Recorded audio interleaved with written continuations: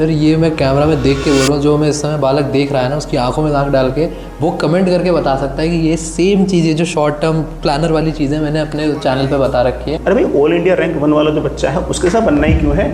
आज से 15 साल पहले, 20 साल पहले अगर कोई बच्चा ऑल इंडिया रैंक 1 ले भी लिया था तो बच्चे उसको पहचानते भी नहीं थे कौन है बच्चा। आज के दिन अपने चारों तरफ है ना सक्सेस स्टोरीज से घिरा हुआ है। टीचिंग की तरफ इंक्लिनेशन कैसे आया एपीजे सर का? हम नियरली 5-6 दोस्त बातें कर रहे थे और हम सारे के सारे कोटा के ही पढ़े हुए बच्चे थे। तो हमने सोचा कि यार बातें करते करते क्यों टाइम वेस्ट कर रहे हैं, चल ही लेते हैं। बिल्कुल लास्ट में हम ना जो रेजोनेंस के ओनर थे है ना, रामकिशन वर्मा जी, उनसे मिले। तो उन्होंने हमसे सारी बातें पूछी है ना। फिर लास्ट में पूछा कि तुम्हारी कितने की नौकरी लगी? तो हमने कहते सर इतने की लगी।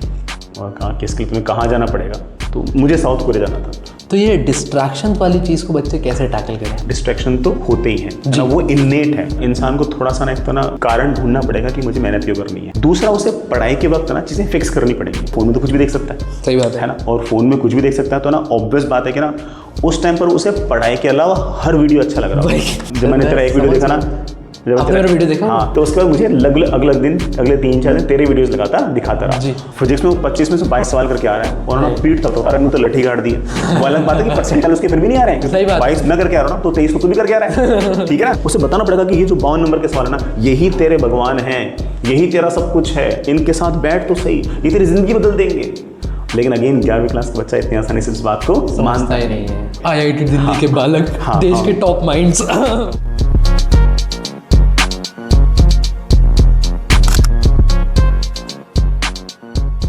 Hello and welcome back to JEE nerds. तो आज एक और बहुत स्पेशल एपिसोड में आई एम प्रीटी श्योर तुम लोगों ने थंबनेल से देखकर अभी तक पता कर लिया है कि हमारे साथ आज गेस्ट ऑफ ऑनर कौन है।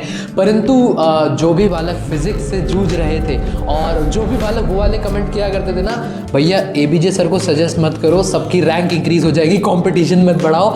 आज तुम लोगों को करारा जवाब देने के लिए स्वयं एबीजे सर को मैं अपने चैनल पर लेकर आ गया हूँ। And sir has been very kind, sir has been, I am very grateful to you sir कि आपने हमारे लिए समय निकाला। सर अगर आप फटाफट से हेलो बोलना चाहें जेई नर्ड्स के ऑडियंस को। Hello everyone. हेलो।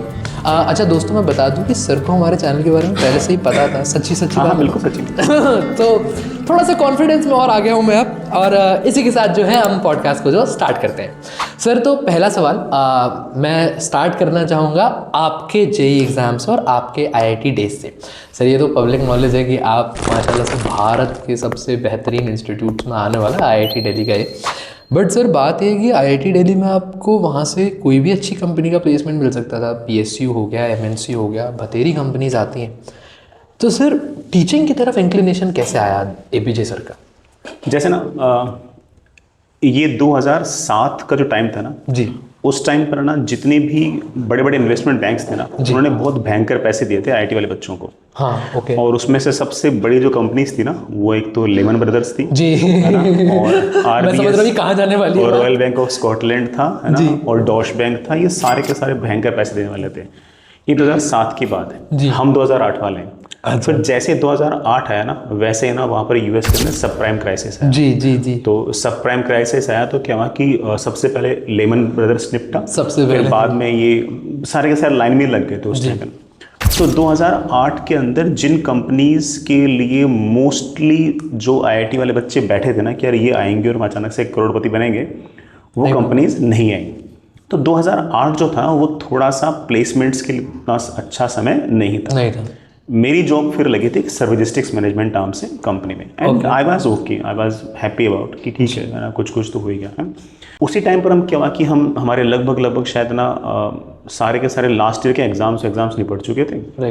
तो हम हमारी विंग के अंदर, हॉस्टल की जो विंग होती है ना, उसके अंदर बैठे बैठे हम नियरली 5-6 दोस्त बातें कर रहे थे। रात को नियरली 11-12 बजे के आसपास का टाइम था और हम सारे के सारे कोटा के ही पढ़े हुए बच्चे थे।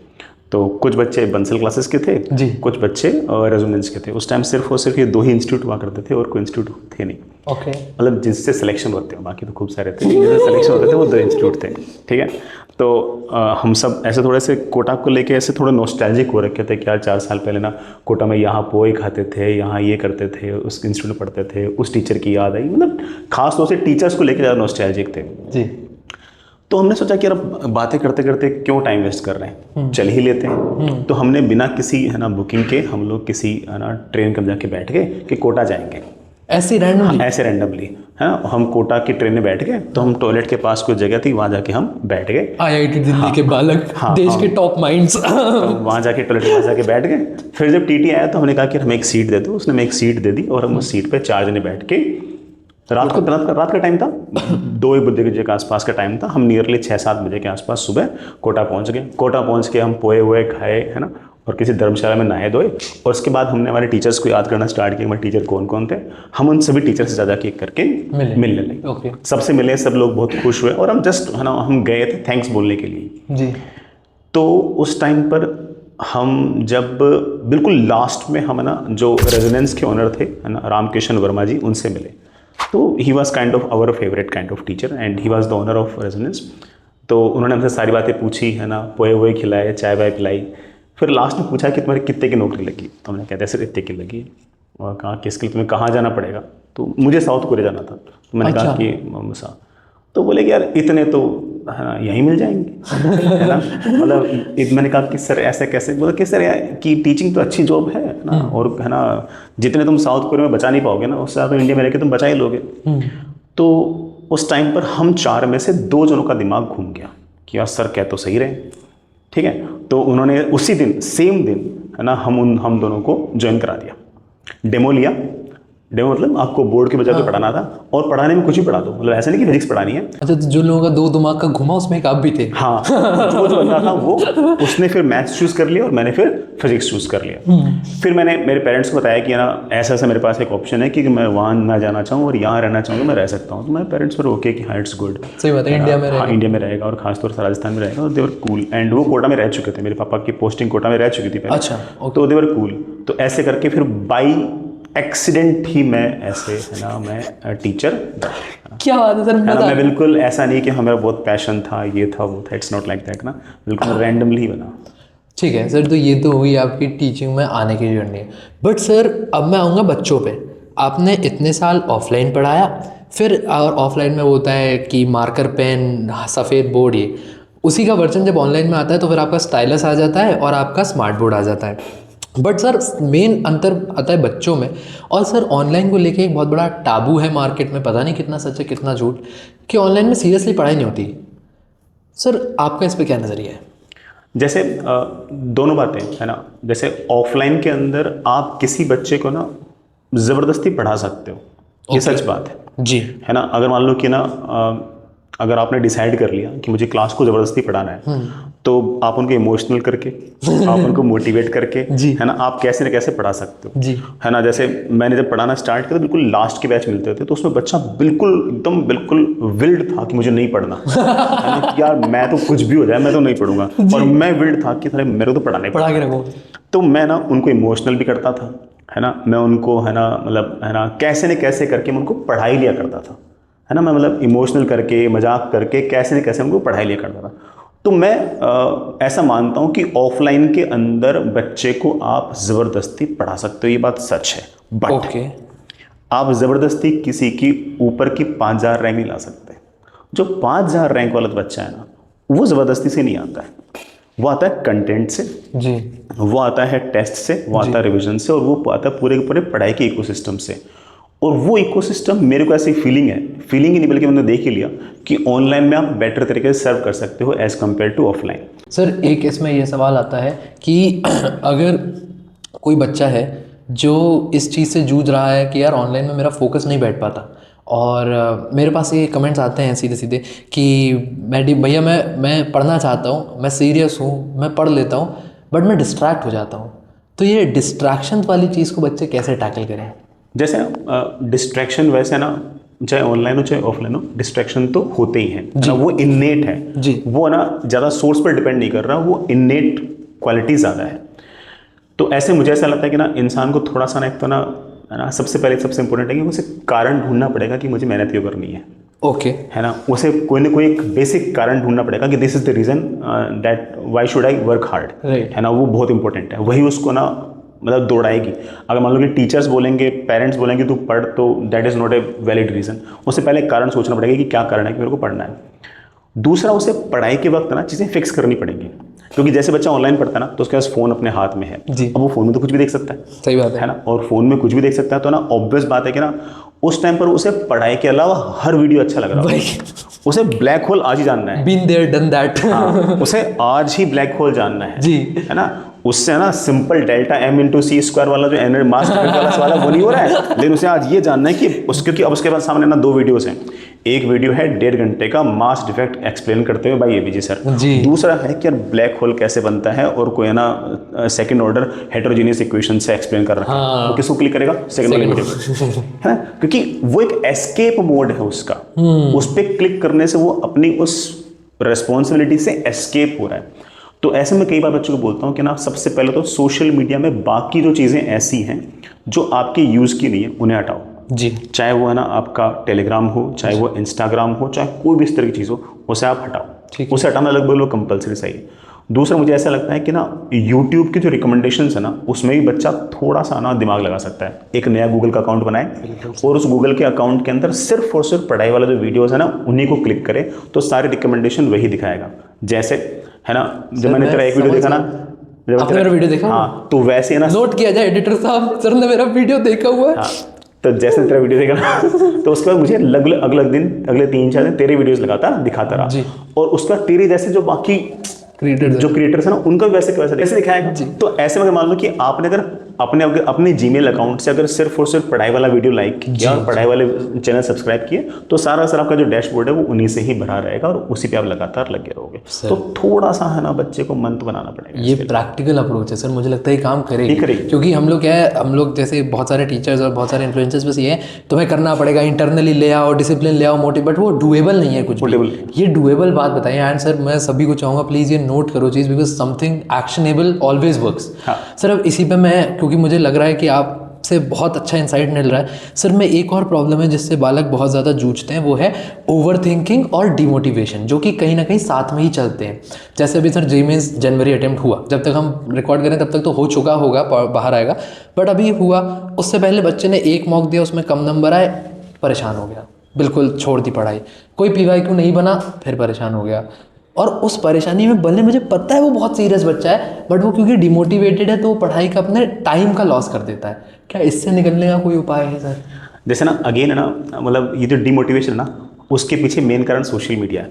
Late me explain it. जी है ना, जैसे ना people are not as beautiful as they are on Instagram. सही बात है सर, है ना। पीपल आप तो पीपल आर नॉट दैट, मतलब that fun loving as they are on Facebook. जी। People are not that intelligent as they are on कोरा।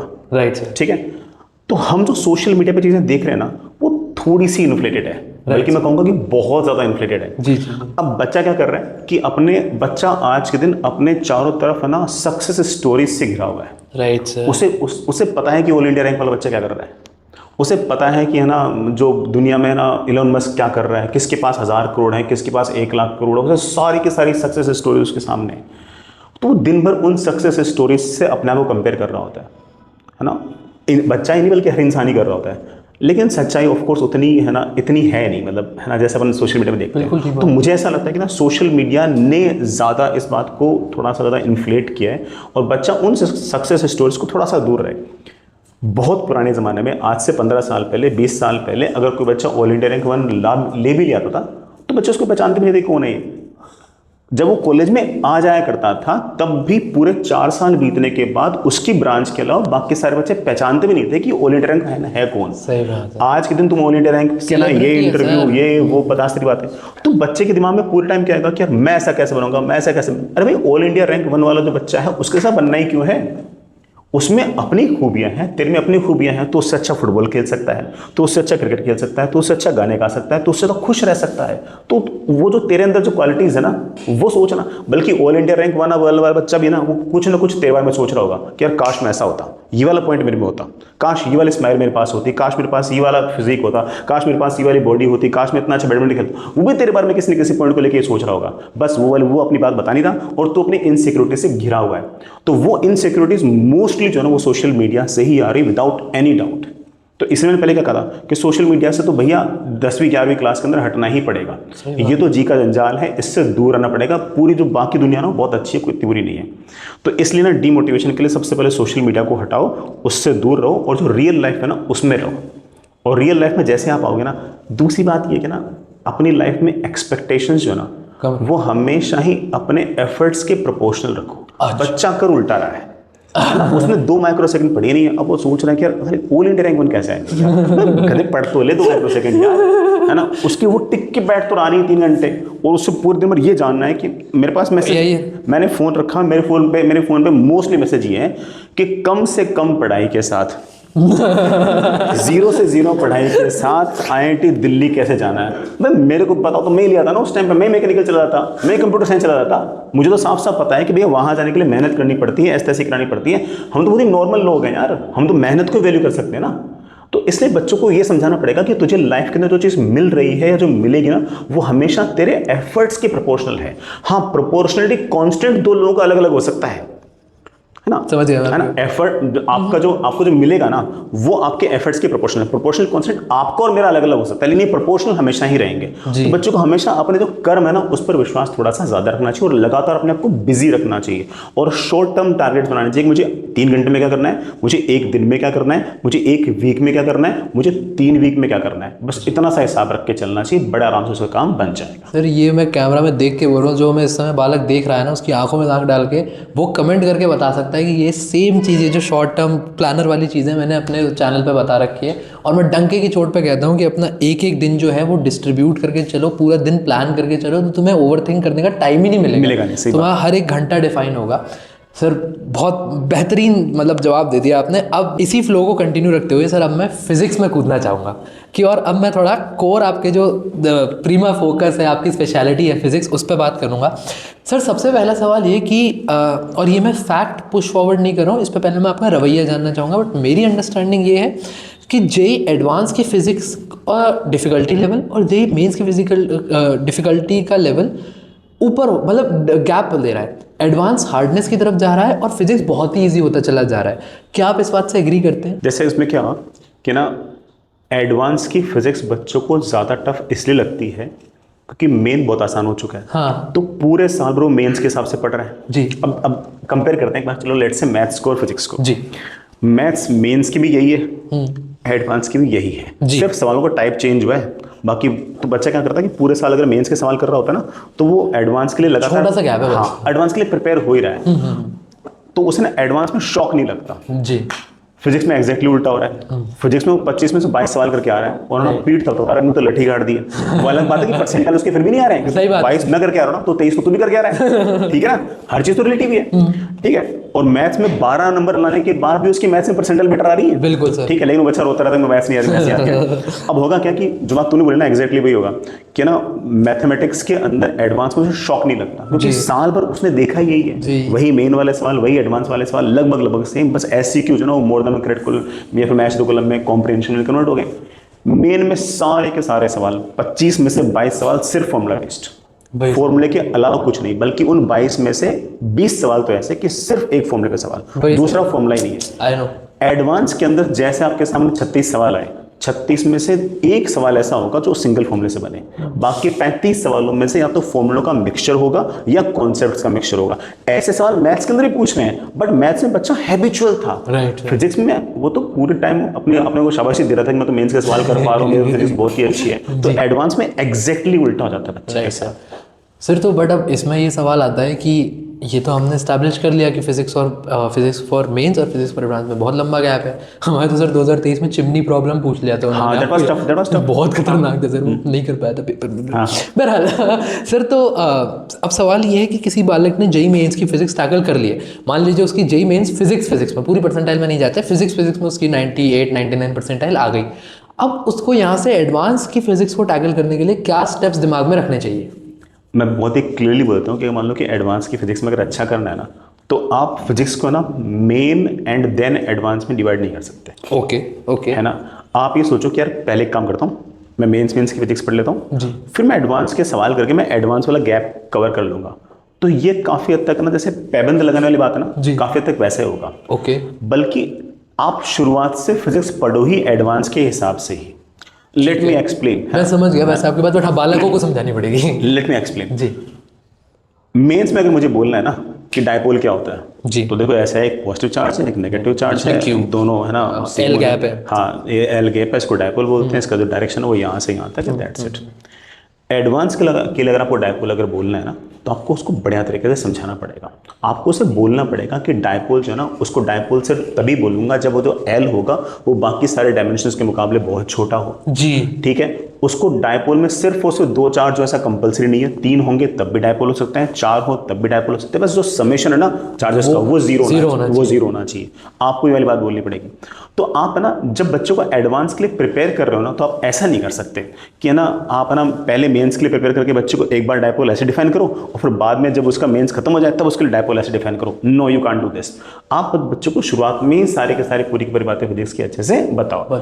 बस सवाल की प्रैक्टिस करते हो तो उसे बोल दे कि यार जब तक तेरा जेईई मेन खत्म नहीं होता ना, तो सवालों की प्रैक्टिस में सिर्फ और सिर्फ मेंस कर ले और बाद में एडवांस कर लेना। बट सर अब ये तो हो गया प्रिपरेशन का, ये तो हम 2027 वाले बालकों को बोल सकते हैं। अब जो 2026 का एडवांस टैकल कर रहा है और उसकी तो प्रिपरेशन दोबारा हो नहीं सकती। हाँ, तो उसको आप क्या बताओगे? उसको मैं कहूंगा कि ना सबसे ज्यादा इंपॉर्टेंट है ना, वो 2005 से लेके 25 वाले PYQs है। ओके, सही बात। सवाल रिपीट नहीं होंगे, I know it very well, सही बात। बट है ना, सवाल किस तरह से पूछते हैं, सवाल की भाषा कैसी होती है, सवाल में बेसिक बातें कैसे होती है, बेसिक बात से उठ के कैसे सवाल करना होता है और कैसे फॉर्मूले दम तोड़ देते हैं, ये कौन सिखाएगा? ये आपको जो PYQs है ना वो सिखा देंगे। क्योंकि जेईई मेन में तो फॉर्मूले सवाल बन जाएंगे और एडवांस में आपके फॉर्मूले दम तोड़ देंगे, फॉर्मूले सवाल ही नहीं बन रहा। तो वो कैसे सीखा, वो सबसे पहले PYQ से। तो सबसे पहले 2005 से लेके 2025 तक के PYQ लगा लें। अब इसमें सवाल यह था कि 5 से पहले वाले क्यों नहीं? 5 से पहले जो सवाल थे ना वो सारे के सारे सब्जेक्टिव थे।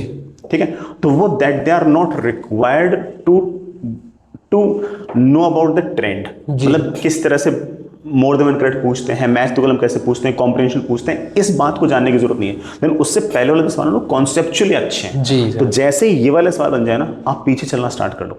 5 के, 4 के, 3 के, 2 के जो सवाल वो करना स्टार्ट कर दो। वो जो पुराने वाले सवाल है वो भी अपने बड़े आराम से काम के। तो फोकस ऑन डूइंग क्वेश्चंस और सवाल की बजाय डेरिवेशंस पे भी थोड़ा फोकस करो। राइट है ना, जब तक आपको डेरिवेशंस का आइडिया नहीं होगा ना, तब तक आपको है ना आइडिया लगेगा कि डायपोल कब डिफाइन होता है, कब डिफाइन नहीं होता। जब आप डायपोल को डिफाइन करते हो, इलेक्ट्रिक फील्ड निकालते हो, तो पता लगता है कि यार डायपोल तभी डिफाइंड है जब ये सेपरेशन इनके मुकाबले काफी छोटा है। तो डेरिवेशंस के साथ भी टाइम स्पेंड करो और ऐसे सवालों के साथ थोड़ा टाइम स्पेंड ज्यादा करो जहां पर फॉर्मूले काम ना देते हैं। जी सर, इसमें ये एक आप ही की एडवाइस में दोहरा रहा हूँ। आपने उस समय मुझे याद है बायो सवार्ट लॉ आपने बताया था, और बायो सवार्ट लॉ में शायद बायो सवार्ट लॉ था या फील्ड ऑन एन एक्सिस था, तो वो ACL होगा शायद। जहाँ पे हम एक, मैं एग्जैक्टली भूल रहा हूँ, अब तो बहुत वक्त हो गया, जहाँ पे हम अक्सर अज्यूम कर लेते हैं उसमें एक साइन थीटा का टर्म होता है, साइन थीटा को हम अक्सर 1 कंसिडर कर लेते हैं क्योंकि थीटा यूजुअली 90 होता है। बट वो एडवांस का PYQ था, उसमें वो फंस वहाँ रहा था सवाल कि एक एंगल दिया हुआ था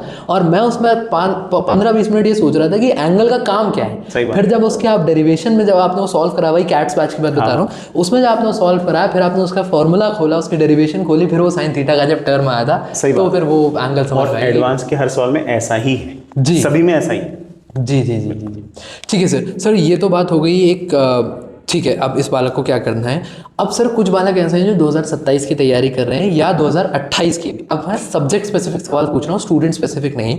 फिजिक्स लोगों को लगती है कंफ्यूजिंग, हर टीचर कह रहा है फिजिक्स को विजुअलाइज करो, मैथ्स तो विजुअलाइज कर नहीं सकते, फिजिक्स विजुअलाइज कर लो, बट मैं नहीं कर पा रहा और मुझे फिजिक्स में मेरा डब्बा गोल हो जा रहा है, तो मैं फिजिक्स में अपनी कॉम्पिटेंसी कैसे बिल्ड करूँ? जैसे पहली बात तो मुझे ऐसा लगता है कि जो बच्चा 27 और 28 वाला ना, वो शॉर्टकट ना अपनाए, वो लॉन्ग लेक्चर्स देखे जी है ना, वो शुरू से लेके आखिर तक पूरे लेक्चर्स अटेंड करे, वो उसमें कोई भी वन शॉट इस तरह की बात ही ना करे, साइंस को साइंस की तरह पढ़े। तो जैसे मान लो कि अपना वाला जो यूट्यूब चैनल है उस पर फिजिक्स कम से कम नियरली 250 घंटे 300 घंटे के आसपास पढ़ा रखे, तो 300 घंटे दे। अगर वो 300 घंटे देगा ना, तो उसको ब्लॉक गिरता हुआ भी दिखेगा, उसको फ्रिक्शन लगता हुआ दिखेगा, उसको है ना एक्सेलरेशन, उसको इमेजिन होना स्टार्ट हो जाएगा। उसको इमेजिन कब नहीं होता? जब वो उस 8 घंटे वाली चीज़ को 3 घंटे में कंप्लीट करने की कोशिश करता है एक ही दिन के अंदर, तब उसको लगता है कि यार ये अचानक से ऐसा क्या हो गया। बल्कि आप अगर ग्रेजुअली किसी सब्जेक्ट को, साइंस को अगर आप पढ़ते हो ना, तो आपका दिमाग इतना कम नहीं कि आप विजुअलाइज ना कर पाओ। ठीक है, तो एक तो ये वाला पॉइंट है। दूसरा मुझे ऐसा लगता है कि विजुअलाइजेशन अगर किसी को करना है, अगर विजुअलाइजेशन का ही अगर इशू है ना, तो HCV is a good book. हाँ, लेट मी एक्सप्लेन इट। कैसे?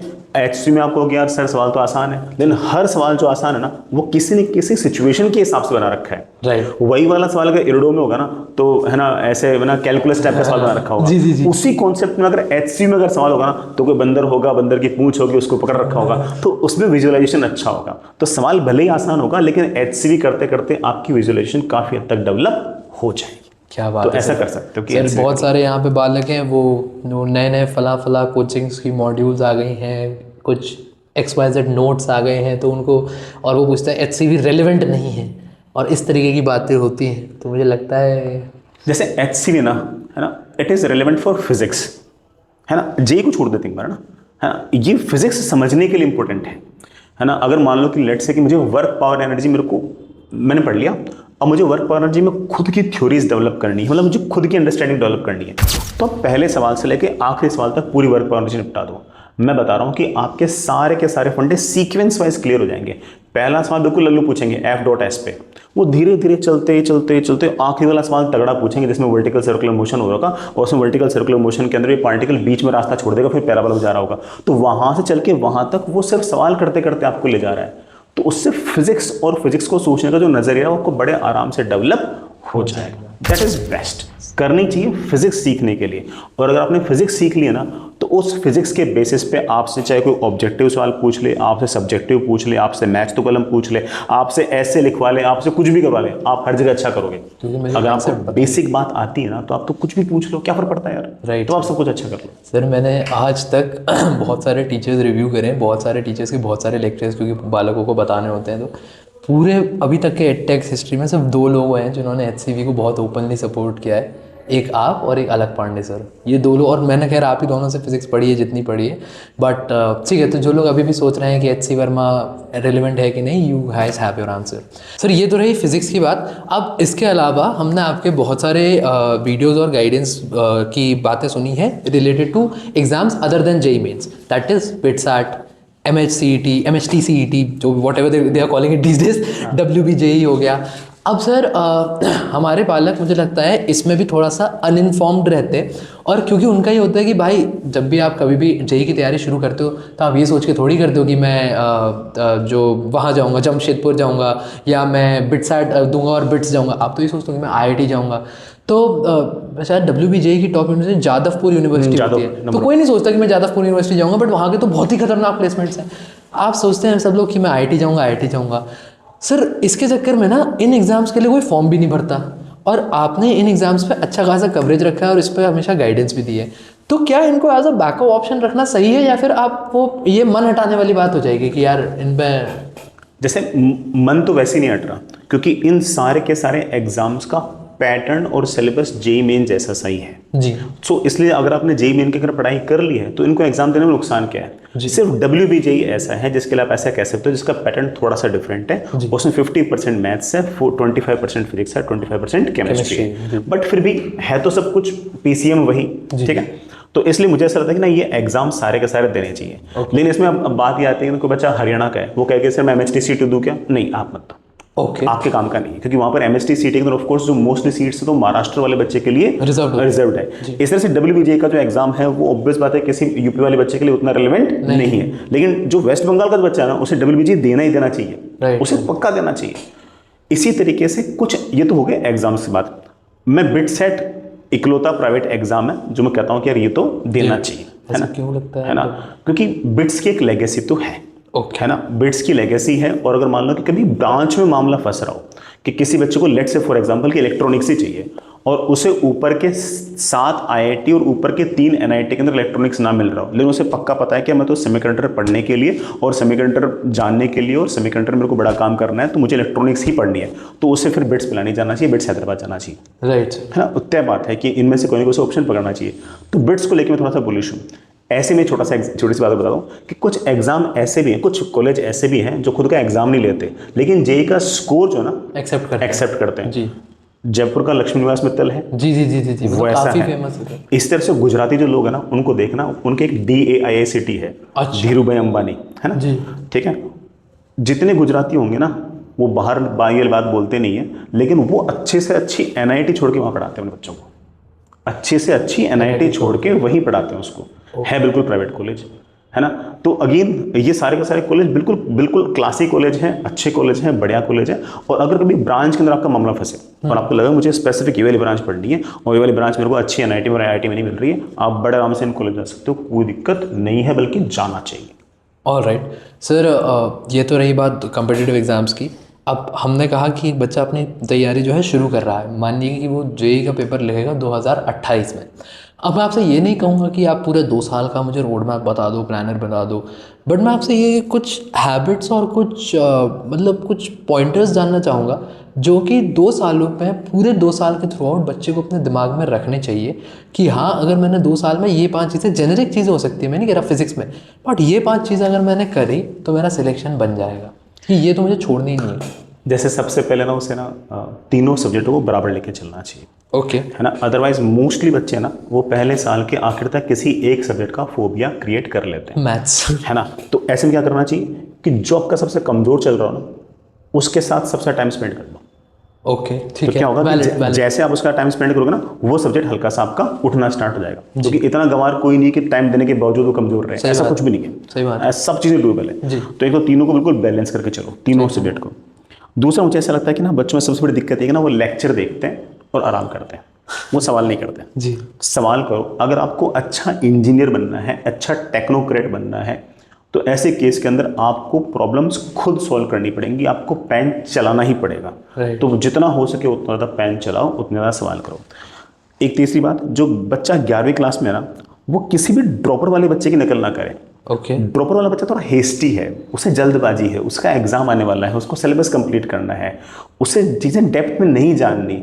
11th क्लास वाला तो बच्चा है ना, उसके पास पूरी फ्रीडम है गलतियां करने का, गिरने पड़ने का, उनसे सीखने का और फिर आगे बढ़ने का। दोनों का सोचने का नज़रिया एग्जैक्टली एक दूसरे के साथ पाई का फेस डिफरेंस रखे हुए। मैं जब कोई बच्चे का फ़ोन आता है तो पूछता हूँ पहले से उससे कि तू 11वीं में है या ड्रॉपर में है। मैं दोनों को एग्जैक्टली अपोजिट एडवाइस देता हूँ। मैं ड्रॉपर को बोलता हूँ कि देख, तेरे पास इतना सा टाइम है, इसमें इतना इतना करना है ना, किसी भी सवाल के साथ अटकना नहीं है। लेकिन मैं 11वीं क्लास के बच्चे को बोलता हूँ कि तू तो लड़ झगड़ टवाल सवालों के साथ टाइम स्पेंड कर, मैक्स टू मैक्स क्या बिगड़ जाएगा तेरा भाई, कुछ ना कुछ सीखेगा। मेरे टाइम इरोडो बुक काफ़ी फेमस थी, क्योंकि उस टाइम सब्जेक्टिव पेपर हुआ करता था। मैं 11वीं क्लास में था, मैंने इरोडो के हर सवाल के साथ 20-20, 30-30 मिनट के आसपास का टाइम स्पेंड किया। अब आज के दिन बच्चा सोचेगा कि सर इतना सारा टाइम कैसे स्पेंड कर सकते, तो टाइम वेस्ट है। नहीं, आपने अगर किसी सवाल के साथ अगर सच में 11वीं क्लास में बच्चे ने टाइम स्पेंड किया है, तो वो ना उस सवाल की पूरी बारीकी समझता है। उसने पहली बार सवाल किया तो देखता है कि यार 2 के फैक्टर से मेरा आंसर गलत आ रहा है। जब वो देखता है कि 2 के फैक्टर से आंसर गलत आ रहा है, फिर वापस से सवाल करता है, फिर वो देखता है कि हाँ यार मेरे से ये वाली गलती हुई थी। तो वो जो गलती उसने अपने आप पकड़ी है ना, ये उसे उतनी ज़्यादा शिक्षा देगा जितना उसे 1.5 घंटे क्लास नहीं दे पाई थी। तो 11वीं क्लास में जो बच्चा थोड़ा पेशेंस रखे, सब्जेक्ट के साथ थोड़ा सा लगाव बढ़ाए, वो एग्जाम के बारे में कम सोचे और जो सब्जेक्ट के बारे में, साइंस के बारे में, मैथ्स के बारे में थोड़ा सा ज़्यादा सोचे। अगर ऐसा करेगा तो काम बन जाएगा। एक और बात कि उसे ना धीरे धीरे साइड में ना रिवीजन की आदत डालनी ही पड़ेगी। वाह जी, बिल्कुल क्लियर बात है ना। ऐसा नहीं, जैसा ना रिवीजन की दिक्कत खास तौर से कब आती है, जब एसएचएम खत्म होता है ना तब आती है, क्योंकि जब तक एसएचएम चल रहा होता है ना तब तक सारी चीजें आपस में रिलेटेड है। Right sir. क्योंकि तुम जब एसएचएम पढ़ रहे हो ना तो सर्कुलर मोशन स्टार्ट पढ़ रहे हो, आरबीडी भी पढ़ रहा है ना, सब साथ चल रहा है। लेकिन जैसे बच्चा एसएचएम से थर्मो में आता है ना, अब वो पीछे वाले सारी बातें भूलना स्टार्ट करता है। अब उस बच्चे को कोई ना कोई बताएगा कि बेटा अब तेरा थर्मो स्टार्ट हो गया, अब तो भूलना स्टार्ट करेगा F = m, अब तो भूलना स्टार्ट करेगा रिलेटिव मोशन, अब तो भूलना स्टार्ट करेगा वो सर्कुलर मोशन। तो अब उसको बताना पड़ेगा कि है ना तेरे को सारी चीजें याद करनी है, अब याद करना पड़ेगा। तो उसे रिवीजन की जो इंपॉर्टेंस है ना वो उसको अभी बताना, कब थर्मो स्टार्ट होते क्या तेरे को ना वो चीजें तेरे को साथ साथ में लेके चलनी। एक और बात, लास्ट बात, कि उसे ना लगातार ना टेस्ट देने चाहिए, कम से कम हर 3 वीक में एक बार टेस्ट देना चाहिए जी। और कभी भी टेस्ट में ये नहीं सोचना चाहिए कि ना मेरे नंबर आने चाहिए जी। हमेशा उसे ये सोचना चाहिए कि मैंने पेपर किया, मेरे इतने नंबर आए, और जो सवाल मेरे गलत हो गए ना, ये मेरे हितैषी हैं। हितैषी को इंग्लिश में क्या बोलेंगे? Well wishers. जो सवाल मेरे से सही हो गए ना, उनका मेरी लाइफ में किसी प्रकार का कोई कंट्रीब्यूशन ही नहीं है। ठीक है, वो वर्थलेस है मेरे लिए।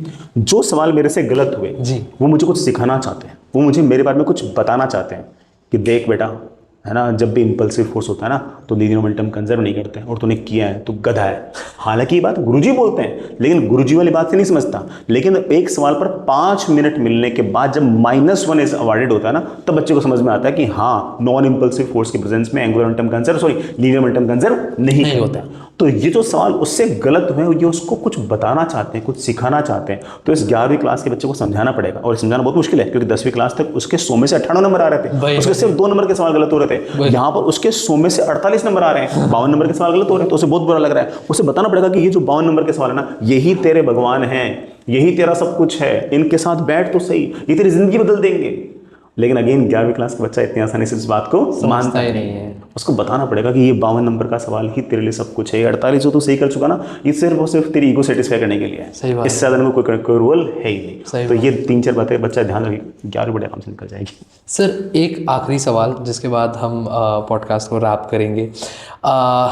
मतलब मुझे लगता है कि सारे बालक जो हैं वो फिज़िक्स को, मतलब फिज़िक्स एक अच्छे नंबर ऑफ, हम खासकर जेईई मेंस को लेकर फिज़िक्स एक अच्छे नंबर ऑफ बालकों को समझ आ जाती है। आपने खुद भी माना कि 25 में से 22 सवाल हर एवरेज बच्चा लगा रहा है।